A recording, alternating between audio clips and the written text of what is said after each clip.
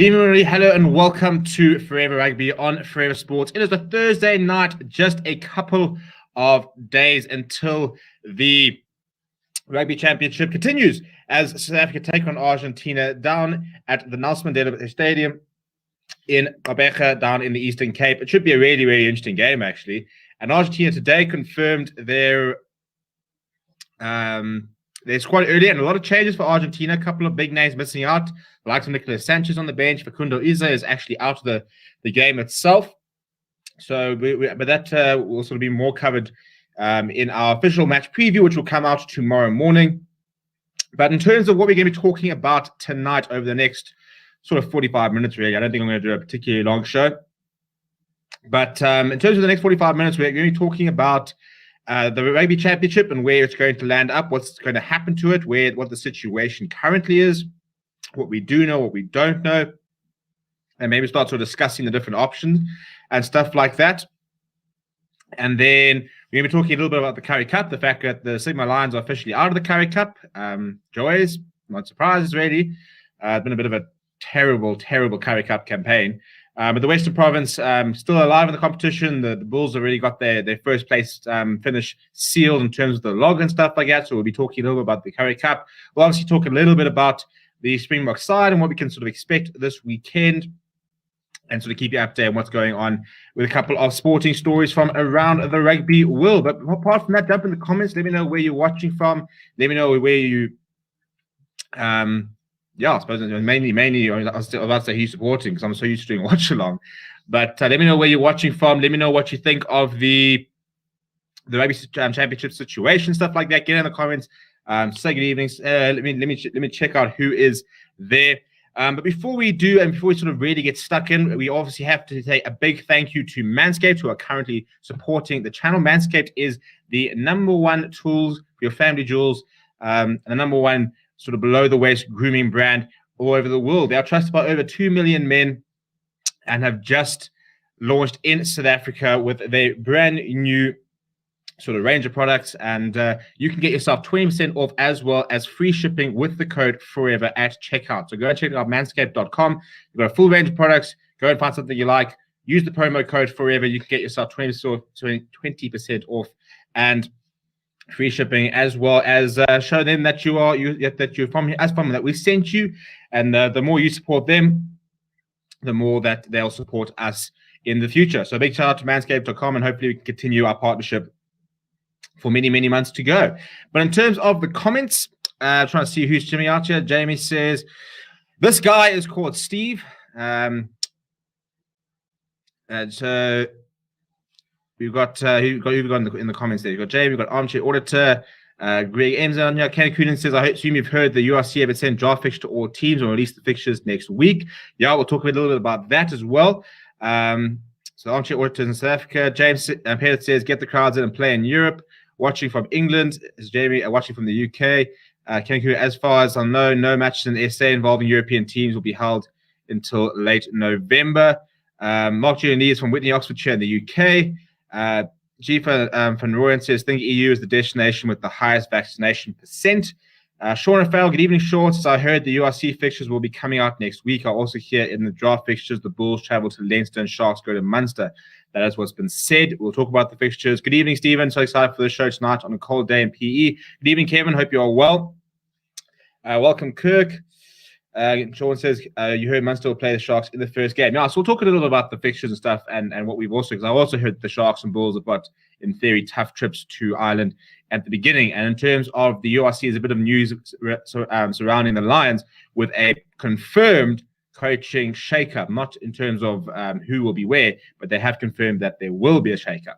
But we'll start the video, we'll sort of start with the show talking about the title, which was sort of Rugby Championship currently being in limbo. And to sort of catch you up, you know, if you missed the video early, basically what has happened is that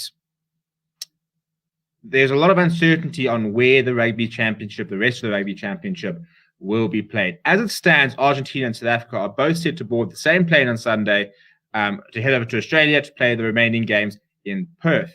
In terms of fixtures, it's New Zealand versus Australia next weekend, and then there's a weekend break, I think, as well. And then on the first weekend of September, I think it's the 13th or 14th. I think it's actually technically the second weekend of September. The Rugby Championship then continues with a double header. Yeah, Saturday the 11th of September and Sunday the 12th of September. The Rugby Championship then continues with New Zealand taking on Argentina and South Africa taking on Australia.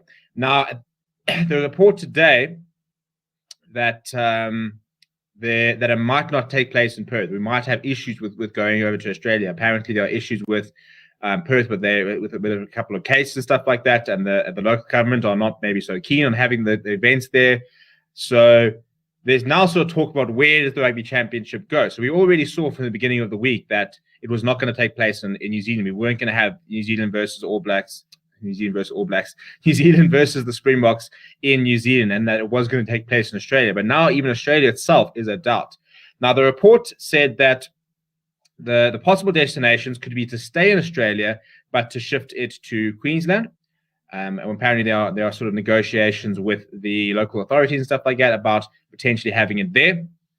And I think that'll probably be the first prize because we've already got most of the sort of the travel set up and the plan done. It's just a case of moving locations within Australia as opposed to, a whole new sort of change of venue, because the other venues being mentioned are, first of all, South Africa, talking about the fact that maybe they all come here on the back of the British and Irish Lions series, which had its issues. Did have its issues, but it also, by the end of it, I think, was fairly successful in terms of the test series. You managed to get all 3 tests underway, and there were no issues and stuff like that. So, that's why they're talking about bringing it here, but, they reckon that the issue would be, players then traveling back to Australia and New Zealand, but I think that will be an issue wherever they go. The final option is to go to Europe, and there's talks about potentially having games across London, Paris, Dublin, Edinburgh, potentially playing all across Europe. And then if you do that, there could be fans. I think that's probably the most attractive prospect, I suppose, in terms of all the different options that you could be playing. The Springboks versus the All Blacks, 100th test in their history at like at packed out Twickenham of 80,000 fans. My only problem is that at the moment we're talking about the fact that the URC is a potential issue because the SSRs can't go to certain parts of the UK, but now the Springboks would be able to. So I think that there's a couple of sort of sort of issues, different issues in terms of, and I mean, even talking about Australia, New Zealand, if they go to the UK, they'll have to go via, I think it's Singapore they mentioned, to try and avoid quarantining and to sort of avoid that sort of isolation period. So there are a lot of different sort of issues that come with any potential venue change. As a fan, you probably want to see crowds, so you probably want to see it go to Europe or stay in Australia if you can put crowds and stuff like that. I mean, a neutral venue, I suppose, is quite nice in terms of there being no home ground advantage. If you're not going to have, if you're not going to have the chance of having a home and away game, you can at least put it in neutral grounds where neither side have that home ground advantage. You're both on a very much at equal terms. From a South African point of view, in terms of what would be the best thing for us to win the Rugby Championship, it would be to have it here, to have put on local soil, be able to sort of know the conditions. You can sort of decide where you want to play in terms of you want to keep it down in the Eastern Cape, you want to go to the Western Cape, you want to go up to Gauteng, you could do it in Bloem, for example. So, I mean, you could even do it in Nelspruit and play at the Mobile Stadium. I mean, I think that would be an interesting option. So those are the couple of options if you want to keep it, if you want to come down to South Africa. But one would assume that I think if it doesn't happen in Australia, they'll probably head to Europe. I think the financial backing, the fact that they can sell tickets, the fact that there will be fans will be quite an attractive option, and they can try and they'll view it as a marketing exercise to try and gain more sort of followers and people interested in the Rugby Championship itself. So there's been no official confirmation. And Mario Ledesma, I was in the press conference earlier, and he was quizzed about it, and he basically said that as far as they know, there hasn't been any official decision, but he does know that there are talks about going to Europe or staying here or going to but basically he said that whatever they want Argentina to do, they'll do. They said they really don't care where they'll play. They're obviously not playing in Argentina. I mean, to quote him, he says, if we must go to Europe, we will go to Europe. If we have to stay over here in South Africa, we will stay in South Africa. We are not playing in our country, so if we have to move, we will move. There are no problems with that. That is what Ledesma had to say. It's very, very nice guy, Ledesma. Very cheerful, very down to earth, very likable character. So if you haven't gone and checked out the press conference, go do it. He's a very, very cool chap. But yeah, so let me know. So what do we reckon in the comments? What are we saying about where we should sort of move and stuff like that? Talking about the URC fixtures, we'll talk about that in a bit. Cub says SA is preferred location, but London alternative European location is second best, but likely it'll be somewhere in Oz like Brisbane. Greg Eamon reckons we should keep it in Oz. Kirk Peters says, how much work would it take to reschedule to Europe? Well, I don't know what the quarantine and stuff would be in theory. I think in theory you'd have to do 14 days. So in terms of timing, there's enough time to be able to sort of, if you can quarantine at a training facility, for example, then there's enough time for the sides to go over, because, if you have to book a flight on Sunday, for example, or even Monday for Argentina and South Africa, they can go over and do 14 days of quarantine and come out on the 7th of September, which then gives them 3-4 days. So if you can quarantine at a facility where you can train, then in theory I don't think it would be much of an issue from a player perspective getting it over there. And then the problem then sort of becomes where they're going to be based. You have to sell tickets now in 2 weeks, or what stadiums are going to use.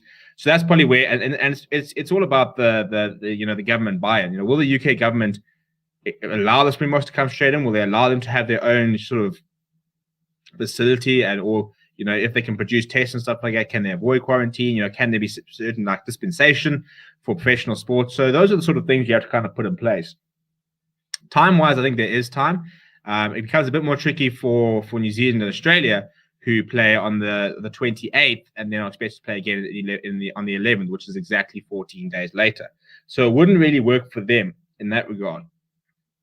So I don't know if it's a case where they then move that game forward to like a Thursday, for example, or Friday or Wednesday, so they can then quarantine and go over, or if they have to go to a different country so they can script quarantine. It all becomes quite complicated in terms of logistics.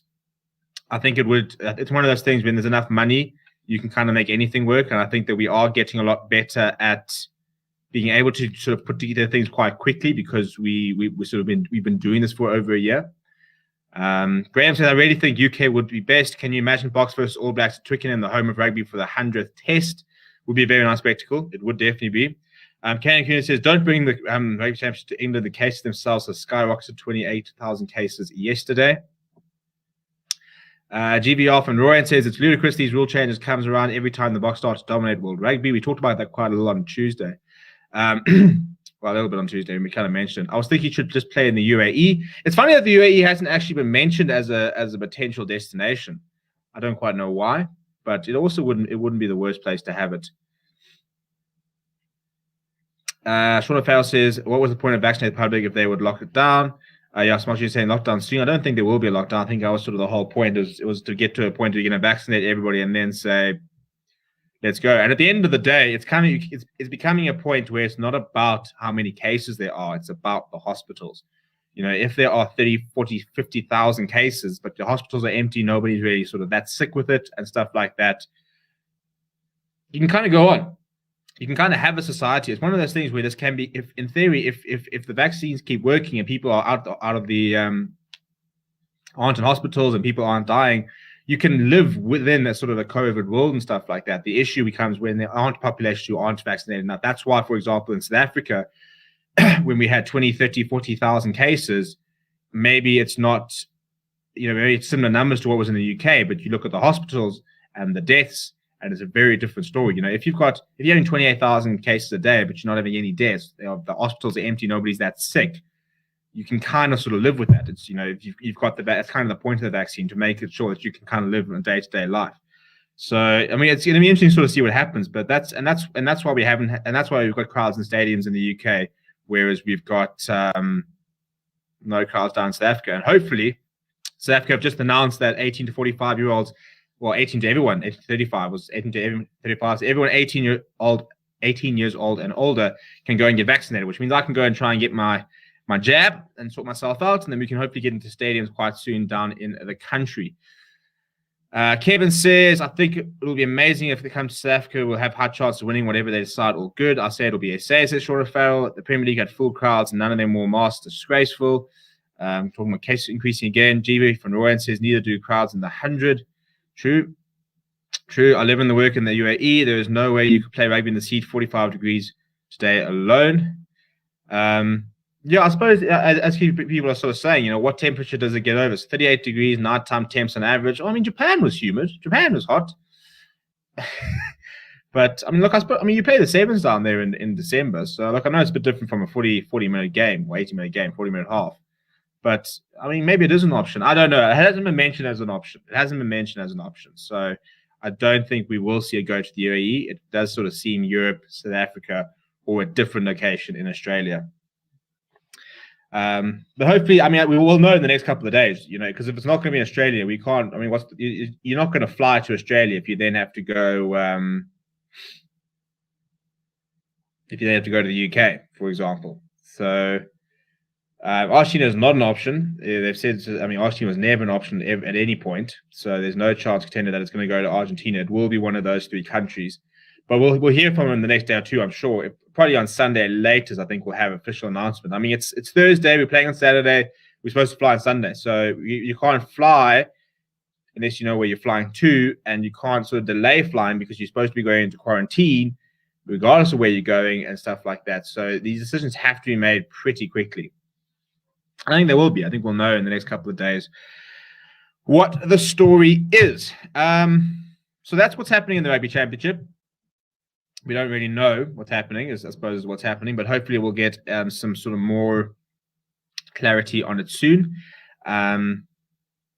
There's pros and cons wherever you go, I suppose. If you go into the UK, you can play in front of stadiums. That's a massive, massive plus. If you go to France, I think they're playing people in the stadium at the moment. So you can hopefully play ahead of crowds. Obviously, conditions become very different wherever you go. It will be quite different playing in Europe compared to playing in South Africa, compared to playing in Australia. So the conditions could be an interesting sort of aspect to it, but I don't think we're going to get into too much conditions now. We'll sort of cross that bridge when we get to it. But so we will hopefully have clarity. In terms of clarity, though, we will be live this weekend for the South Africa versus Argentina game. I was going to make sure that we were going to be live, and Lacania will be with you on Saturday evening. So he's sorted. So you guys have got your companion. This will be the last time you see me live until probably Monday. Maybe. I am taking a weekend off. I know, shock and horror. First weekend without you chaps since about May. But I am taking a weekend off. I'm taking the day off on Saturday and Sunday. It's my birthday on Sunday, so I'm not working. I'm taking a break from all this, taking a step away. Lacania's going to keep you guys company, so please make sure you come and support him. We've had so many fantastic watch-alongs with this block game, getting over 1,000 people on the stream. So please make sure you go and support Lacania. Go and watch it on Saturday. Invite your friends. Get as many people in the comments as possible, because he's done a lot of the sort of the smaller game stuff like that. So he's had some decent streams, but he hasn't had what we had last weekend. So I want to see him really have a big stream on Saturday. So I'm counting on you guys to go out and support him and make sure he's there. Myself, I'm going to be watching a game and drinking lots of beer. That's my plan. Even more beer than I drink with you guys, which could end badly. But hey, we move.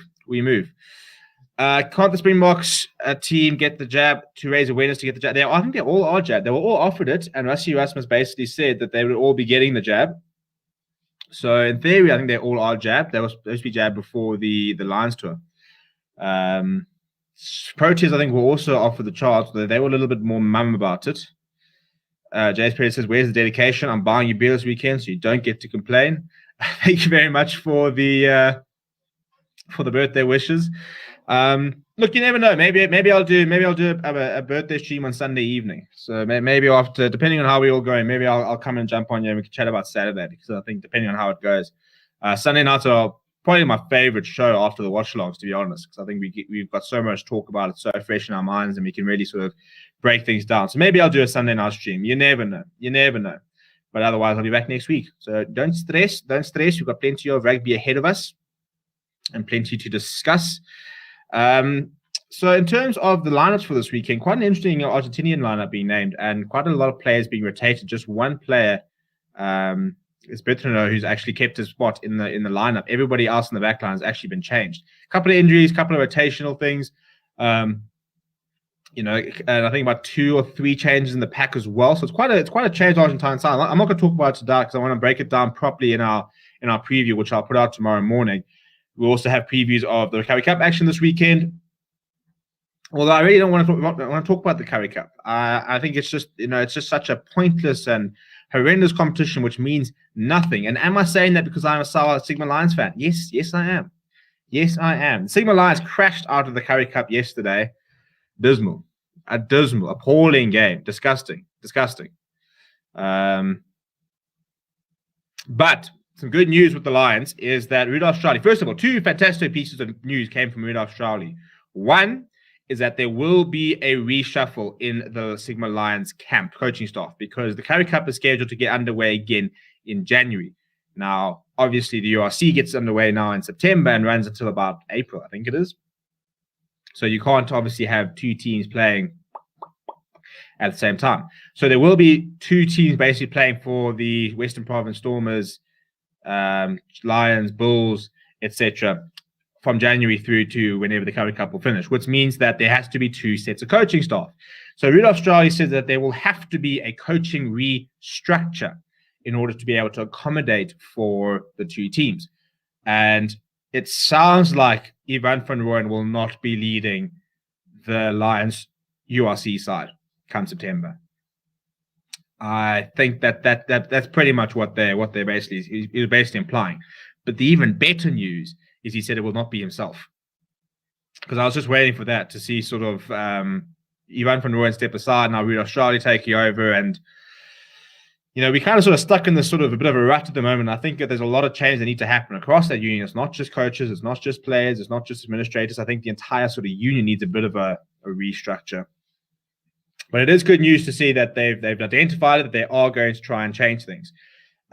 Incidentally, on the same day today, Greek was released a statement about Scott Matty and his assistant saying that they are aware of the rumors circulating regarding approaches by bigger unions.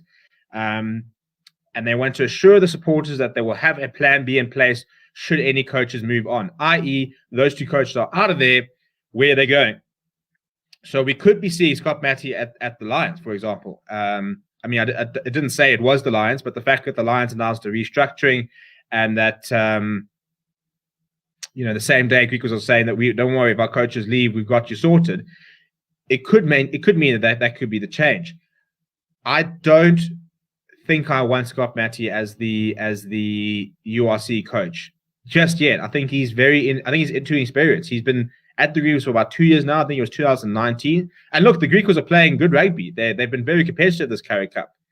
It's a whole different kettle of fish to go to the URC and play against test match players, go and tour Europe and be a big dog, be a big fish. This is a tournament that's going to have us playing in the Challenge Cup and the Champions Cup against the best teams in the world. So I don't think he's ready. But if the Lions, for example, say, cool, we're going to grab him, he's going to be a Currie Cup coach, I can get behind that. That would be a big move from the Lions.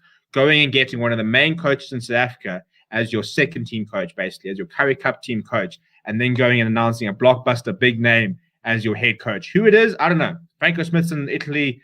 Rusty Erasmus might have to step away from the box, so we can maybe, chuck a bit of money at him. I'm joking, it won't happen. But you never know. I'll personally start a GoFundMe page if he's available. And we can get him there. But there will be a reshuffle. So, and I think with a reshuffle, there needs to become a players. I think we obviously need to bring players in. We need to decide exactly what's happening with the coaching staff. Because the other option, if they don't bring in people, is to promote within, in which case somebody like a Sean Erasmus, who's done very, very good things at schoolboy level, produced a lot of players in and around the circuit at the moment, had an incredible record over there at Paul. So he's a really good and bright coach. So I don't know if they're going to back him, but he also, again, the experience at the highest level where he doesn't really have that. So I don't know where they're going to go, but there will be a change in the Sigma Lions setup, which is very, very good news. Luke says, hello, who do you want to win the championship? Mine, I want Springboks, but you, Springboks as well. As you can see by most of the memorabilia behind me, I am a Springbok fan. Marty says his millionaire cake, the best. Contender says, Joan Cruz Melia, I've seen him at 13, but he is playing at 15. He is like our version of JC Creel. The Lions have won 2 out of 11 games so far. Yep, one of them was against the Western Province in the second game. We actually played half decently, and the other one was against the Griquas, where we played pretty well and then let them score for fun towards the end of the game. It hasn't been good for the Lions. I'll tell you one thing about the Lions, though. They've scored tries. So I think that's probably the only reason I haven't lost all hope. Because I think if a side is getting decimated and it's like 30, 40, 50 points to like 5 every time, that's a disaster. It means your defense is shit. It means your attacking is terrible. It means you're basically not doing anything successfully.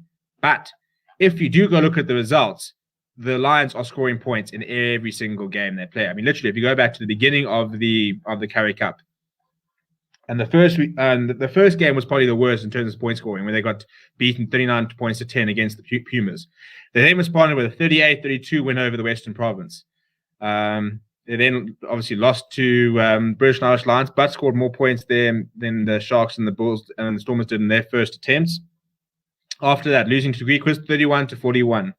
21-40 against the Bulls, 33-36 against the Pumas, 45-42 against the Griquas, 44-44 against the Cheetahs, 21-48 against the Bulls, and then yesterday 35-13. So they are scoring points, which is the only sort of positive I can take. But the defense has more holes than a grater, and it is just it's a joke, to be honest. So they can sort that out, and they can bring a couple of players in. Maybe their unit's got a bit of hope. At the moment, there's not much hope. Personally, I don't think the Western Province are that much better.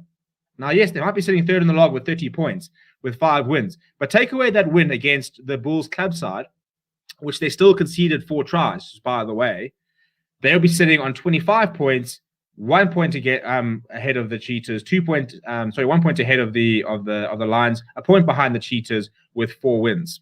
So I don't think the Western Province are that much better off than the Lions. I think there are just as many questions over the Western Province coaching staff, about some of their players. Obviously, they get a lot more players back from the Springbok squad, so they get a bit of a boost. But there are question marks over where Peace Toy is going to go. He's out for the rest of the year anyway. Bongi Manambi's on the way out. Sia Khaleesi has left. A couple of their players are being linked with moves overseas. So I think that the Lions and the Western Province / Stormers are very much in trouble at the moment. So I missed a comment earlier. So Kevin says, sorry, Stephen, think that now the Lions are given time to reflect and fix the problem. Was painful watching so good union fail so badly. Agreed. Paying away to the Lions, you have guaranteed on current form. Yeah, as I said, there has to be lots of big changes. Graham says, the problem with the Currie Cup is there is no consistency. It changes every year. You need to comp to stay the same over many years to build the competitive interest and prestige. I talked about this a lot, and I talked about the fact that we've got to fix the Currie Cup. Regardless of the format or what's going to happen, we have to fix the Currie Cup. And I'm quite upset it's starting in January because it's going to overlap. And I was sitting there thinking that I don't want it to become a preseason tournament, but how can we sort of find a way to make the Currie Cup important at the end of the day? That's the main thing. It's got to be important. We can't have the Currie Cup becoming this Vodacom Cup type of tournament. It's one of the biggest competitions in the world rugby historically. These days, we don't really care about it, but we've got to try and find a way to make it important. And I don't know how you do that. I don't know if you have to bring varsity sides into it. I don't know if you have to expand it and make it longer and stuff. I don't know what we do with the Currie Cup, but we've got to make it exciting. We've got to make it a spectacle and something to get excited about every weekend. So you can go, oh, cool, it's the Currie Cup, not just this weird tournament we have to kind of talk about and we'll watch if it's on. GVR from Rowan says, on Parker, there was an interesting interview with the CEO of Bulls chatting about the change they made to turn around the union. Didn't Rusty say he will assist teams to appoint coaches? Yeah, Rusty has always said as director of rugby, it's his job to make sure to help out where he can and provide guidance and stuff like that. Diggins says, it's disruptive when our best player leave the country, but it's even more disruptive when our coaches leave. Johan Ackerman is sorely missed. Look, I mean, Johan Ackerman, Sways de Brain, a lot of people have left and they just didn't really replace them, and they kind of replaced in to try and sort of stick with the same structures. But Catch Noyes didn't have the experience. He might be a decent coach, he might be, but you can't go from being part of the setup. It's not, and I mean, people will say, oh, well, it's because of Jacques Nienaber.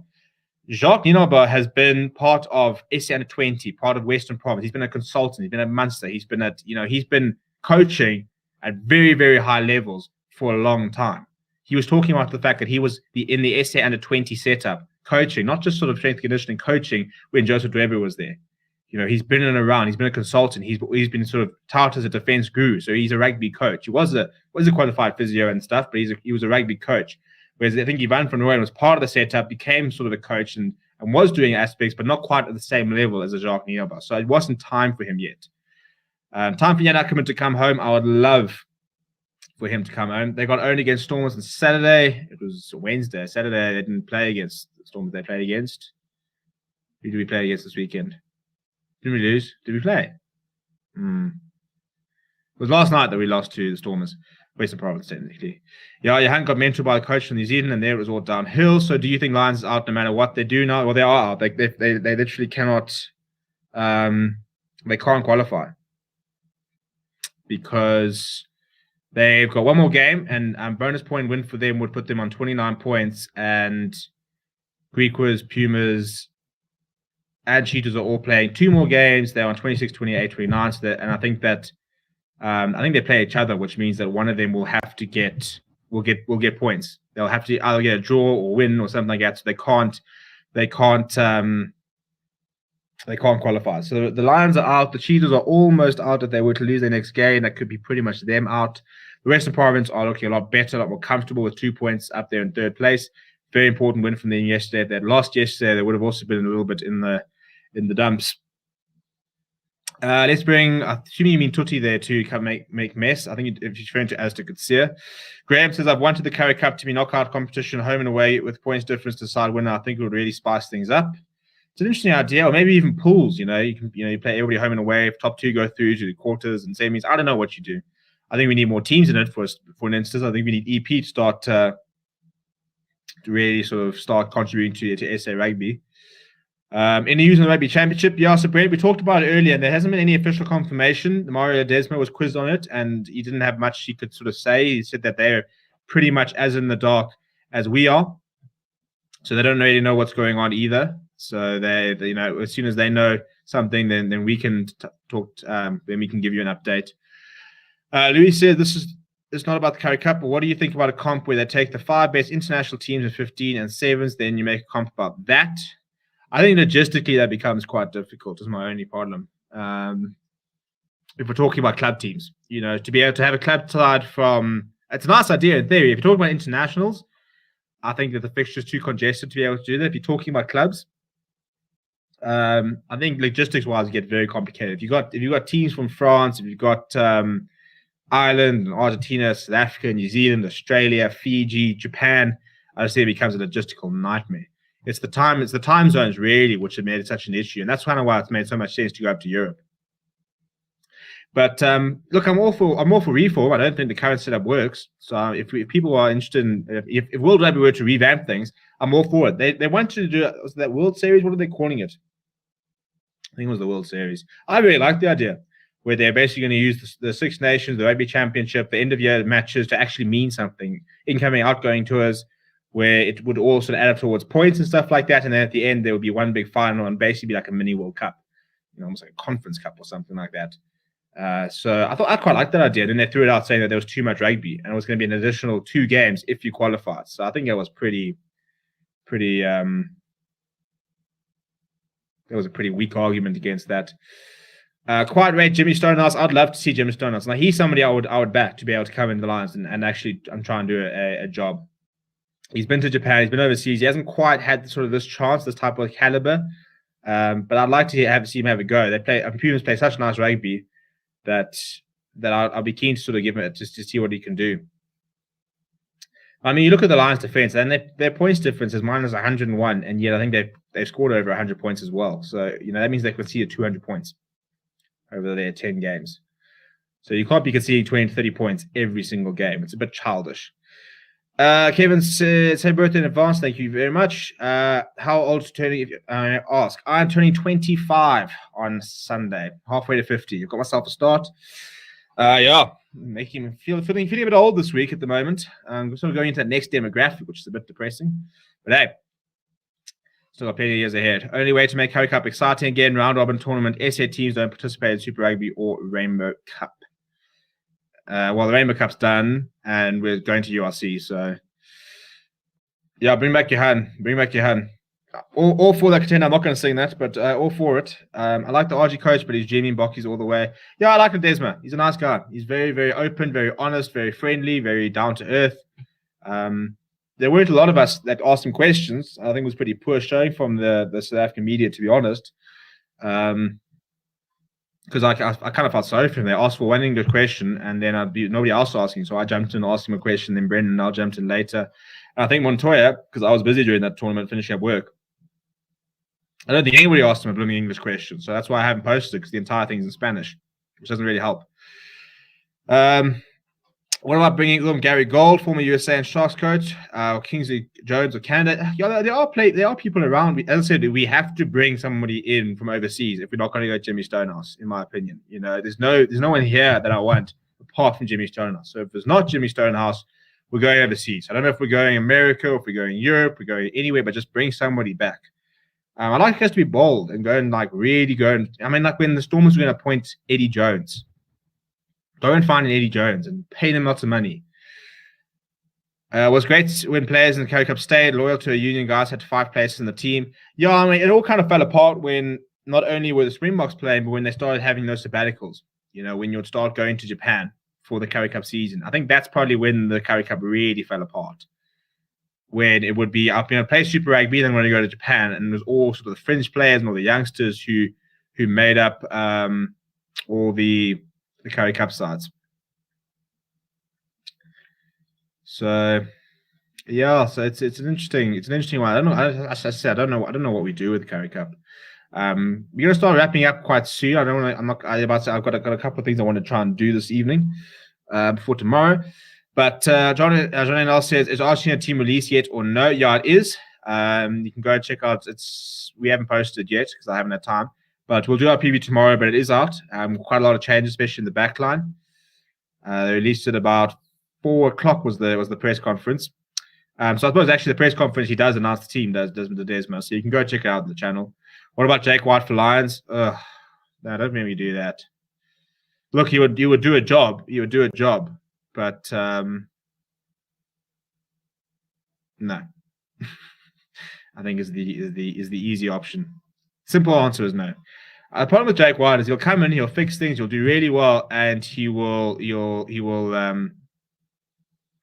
leave in a huff, or he'll have a fallout at some stage. Things always sort of go badly eventually for the Lions. What about the coach called Dick? He coached Sharks 2007. You're talking about Dick Meir. I don't know what he's doing these days.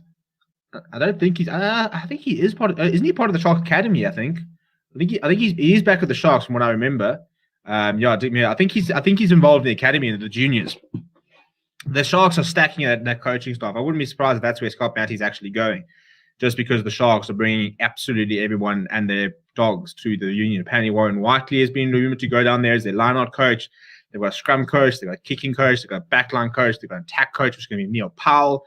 So I don't even know what Sean Everett's going to do. I think he's going to sit back and just watch and just be the man to front the media, because they're bringing in so many coaches.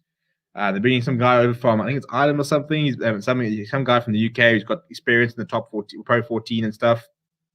They're loading the coaching setup.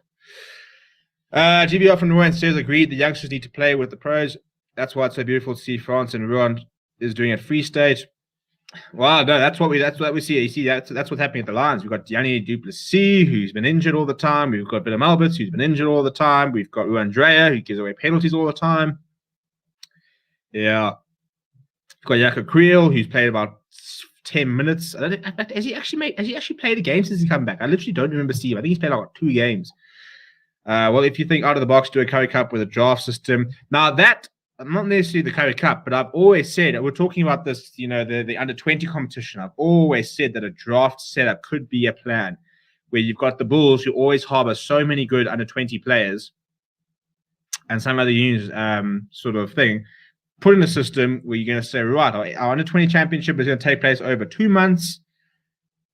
Draft, you can keep 5 players. Everybody else goes into the pot. Boom, boom, boom, boom. Distribute.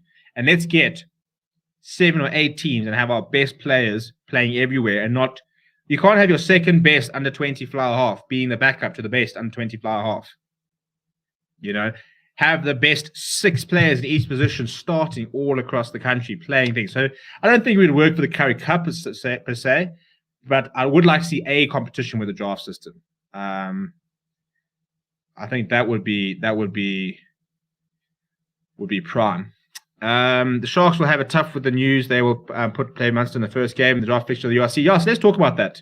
I'm trying to bring up the article that I saw. Why did Pumas scrum off, kick the ball out on the 80th minute? If you talked about the game yesterday, I missed it. If I'm being brutally honest, that's why I didn't do a review or anything. I missed the game, so I can't comment on that. But here it is. So it was an article by SA Rugby magazine, and they cited the Irish Times, and it said the Bulls, Sharks, Lions, Stormers have been given several draft fixture lists for the first edition of the new competition. So here it is. So they said that the URC organizers are taking the current COVID situation in South Africa into account in planning fixtures, and according to the latest draft, none of the teams from the Six Nations countries will travel to SA until November. So basically, it's got they're giving us September, October, November. Basically, giving us 2 months to try and hoik up the vaccines, get people back in stadiums or whatever, and just sort things out here so that they can come travel. And then I suppose it's enough time to try and get us D-red listed, so you don't have to quarantine when you go back up north. So the teams come down, play again, not have to quarantine here, play against the Lions or the Sharks or whatever, and go straight back up there, but like Super Rugby. But we will still be going over there. So apparently the Bulls are going to start their campaign against Leinster. I mean, that's the match that we were probably all waiting for. So that's the first match of the URC, or the first opening round. That will be an absolute cracker.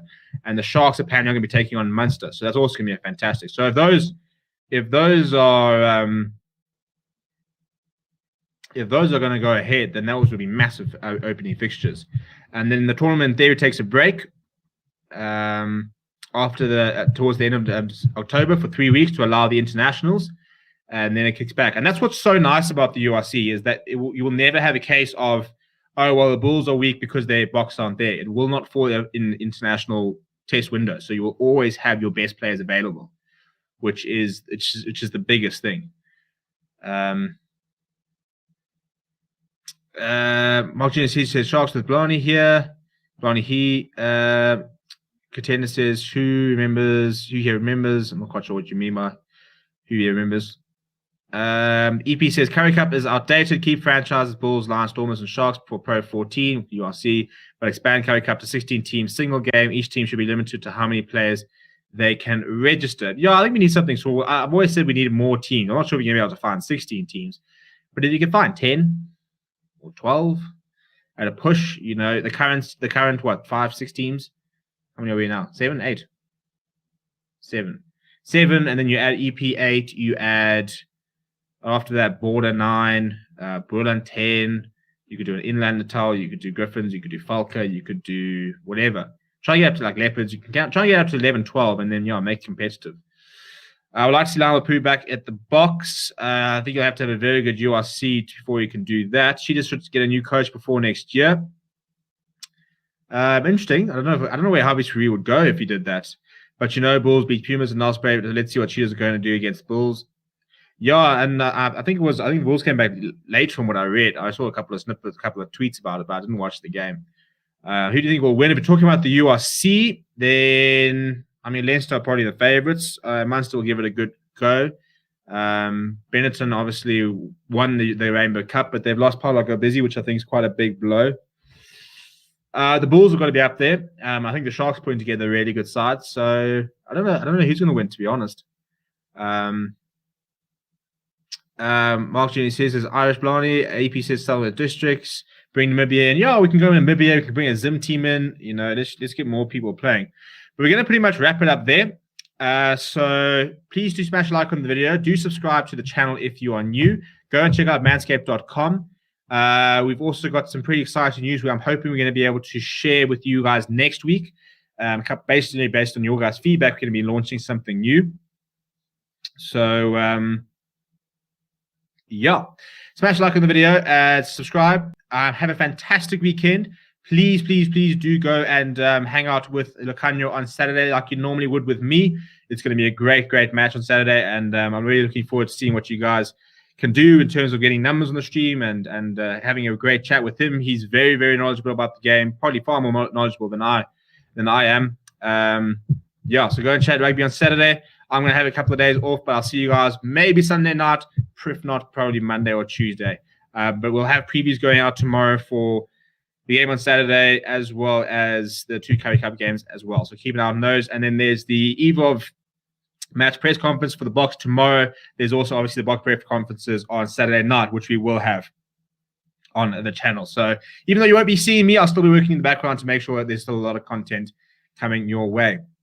Keep safe. Smash like on the video. Subscribe. Check out manscaped.com. Forever gets you 20% off as well as free shipping. Go check it out. And I'll chat to you guys next week.